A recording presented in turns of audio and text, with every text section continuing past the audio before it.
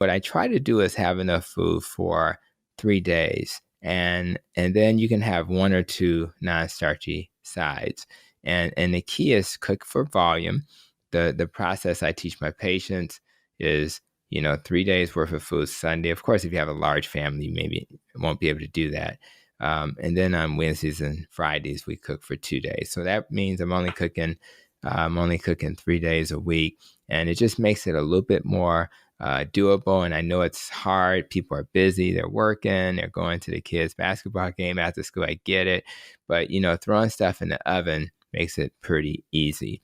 So imagine having some Brussels sprouts, some yellow squash, and some baked or air fried chicken, or all on a plate.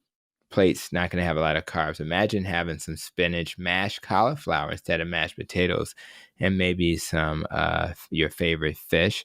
Or imagine having a steak with some broccoli. You can have some butter, and maybe have some creamed spinach as well. Very, very tasty. Maybe you have, and this is the interesting thing, if you have mac and cheese made of cauliflower and maybe some beans, you can still have beans. They're starchier, right? But if you have some beans, 24 carbs or so, the cauliflower mac and cheese is only 4, right? So now you're at 28 carbs, and you're going to have a fish that doesn't have cornmeal on it. Maybe you just blacken it with blackened seasoning.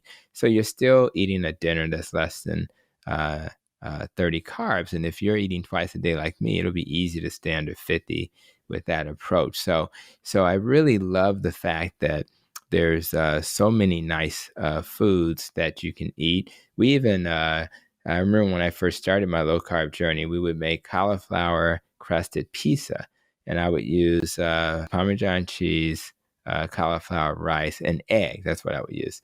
And then I would make a crust out of it. I've made some YouTube videos about that.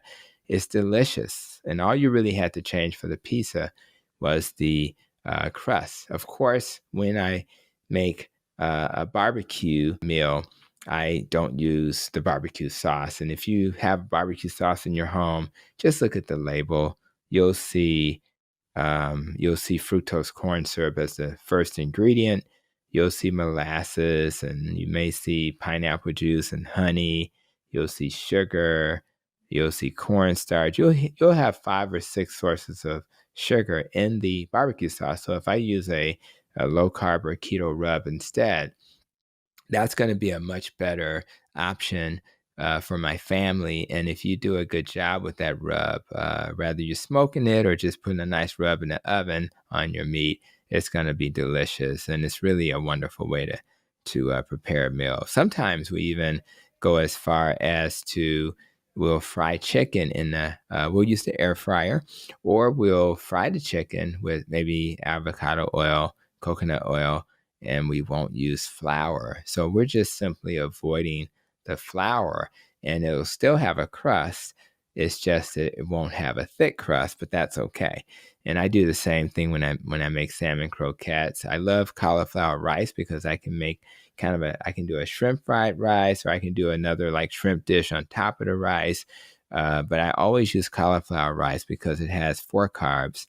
And again, brown rice, as an example, has 45. And if you don't trust me on that, just Google it, and you'll be shocked when you see those numbers. And again, I love salmon croquettes. So when I fry salmon croquettes, I still have a crust.